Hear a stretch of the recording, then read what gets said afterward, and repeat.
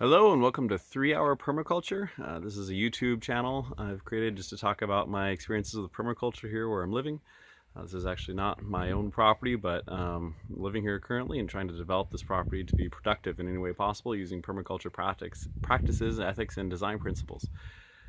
Basically, I'm a typical working guy with family and kids. My son's running around out there, and I don't have a whole lot of time. But the idea here is to say, what can I do?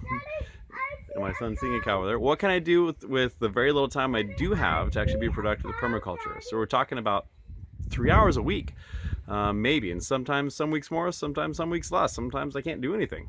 You know what it's like having a family. So basically, permaculture is a passion of mine. I love to make the earth produce, make it be as fruitful as possible, and take care of the environment while also benefiting people to have a more productive and abundant life. But here's what I'm gonna do. So basically I'm gonna show you off what I have so far. Right now I'm in the hill country of Texas, which means lots and lots and lots of rocks.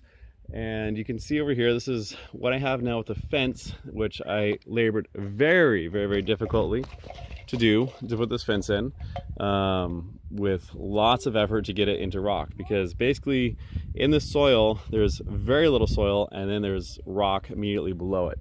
You can see there's a well over there. The guy that drilled the well got water down 160 feet. We asked him how much of that 160 feet was rock. He said all 160 feet. So we have lots of rock here. So basically we're trying to do any kind of farming or production on top of rock. I got a little bit of a future greenhouse going here. I have some area here. I'm going to try to catch any kind of water I can off the roof, redirect it here, set up a tank, and then all the overflow of the tank will go into this swale area here, which I'm filling up with rock. And then eventually I'll put gravel on top of that when I have the funds to buy some more gravel. Right now I've lined everything with cardboard so nothing will come at them in the meantime. And then this will be a little walkway. This little space here is going to be an herb spiral. I have the rock that used to be a fire pit, but we'll make that there. We'll have a raised bed in this area. I've already put down some cover crop, and you can see where some things have been growing right now. I have this little guy. I believe he's a mustard, but he might actually be a cabbage. I have this little app on my phone, since I'm not a huge plant expert. There's a little app on my phone where I can take a picture of a plant and it gives me an idea or a few different species that plant could potentially be. So I took a picture of that and it says it could be a cabbage. That was the first suggestion. Or it could be mustard. We'll see. Some of these more spiky plants apparently saying these are mustard as well, but we'll see. So I set this out actually last fall. Right now we're at the beginning of February. Yeah, that's right. Yeah, it's right. There's a pineapple we threw out there, so we can add more organic material. So some of this is ground cover I put on last fall. You can see where I start over there and came this way. Some of it did not make it through the winter. Now that we're kind of coming out of it, possibly still in it. But I'm going to start putting some more ground cover in here, some more seeds, hopefully this next week, and go from there. I've already planted some blackberries to get started along this fence, try to create a larger growing area on the vertical space that I can. You can see there's a blackberry right here. This is one of the few spaces where there actually was some dirt. I just came along here with a pick and just hit until I actually found a deep area that I could get those planted into. Then I have another one over here. I'm hoping to plant some boysenberry later on as well, because I think I'm gonna prefer the flavor. After having living in South America for a number of years, I kind of prefer that flavor of blackberry, one that's a little more acid. There's some existing stumps in this area, and you can see where the existing grass was cut down. I just cut this down with a weed whacker and then planted cover crop into it. Some of it's come up, some of it's straight rock, but I need to put some more down to get some more fill. These are stumps of oaks. Here we tend to have lots of oak and lots of cedar, which is actually a juniper. But my goal is to create a hugelkultur mound, kind of joining this over to that area. My son's showing how to kick the stump just like I did, and go from there. One of the things I've done as well, since I'm really low on organic material, is to create a way to bring in organic material without me having to go look for it. Where I live, there's lots of cows around. This is kind of a tax haven ranch, let's put it that way. So there's a lot of cows. You can see some right around over in this area. But what I did was I just set up a little kiddie pool with some water and eventually I'll have some rainwater catchment into this tank, so if you're watering when it gets real hot. And basically bought a salt lick for about $6 and fill this up with water, and then the cows come here, deer, other animals, they come and they leave their deposits, and so I can use this for other things.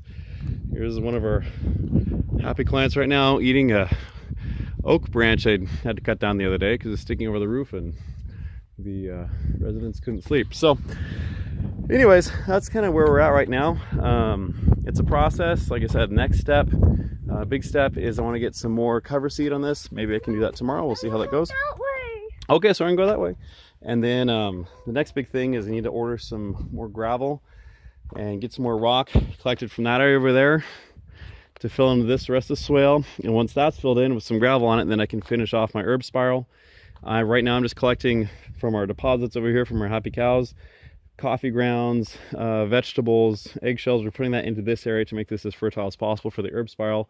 They'll move on to that area. And then I think with this area, we'll just have our plantings for some other things. Goal for this year, like I said, just in this big area back here, is build fertility as much as possible. Probably going to run with the three sisters, corn, squash, and beans of some sort. And then I'm thinking, I'm not sure how crazy invasive this is, and I'm not sure if it'll make it. The cows aren't going to eat it all, and the deer. But I'm thinking of planting some amaranth in this area back over here. I'm trying to move, yeah, I saw that. I'm trying to move all my rocks over to this area along the fence. I've already planted a bunch of wildflower seed last fall against the fence. Yeah, it's more cow poop. Isn't that great? My sons are excited about getting some more deposits, which is good. Okay, you found a moth. Good deal. Good find. More organic material. Throw it on there. But I'm trying to basically use the rocks to increase my edge, because basically in this climate, it's you got it, kiddo. You got it. We're gonna take this moth and we're gonna add it right here, Soren, so we can get some more organic material on it. There we go. You got it. It went in the dirt. Yeah. Some more nutrients for the dirt. Increase my edge, so hopefully I won't have to water in here, and this will collect it. And if I get more weeds and things growing around here, I'm actually okay with that. I want to get as much organic material as possible, and I want to try to keep animals out. So we have foxes, we got jackrabbits, we've got skunks, we've got cats, we've got anything and everything you can imagine. It's out here, and they're going to try to get into this, and so I want to make sure that they're not going to get into this area and eat anything as of yet.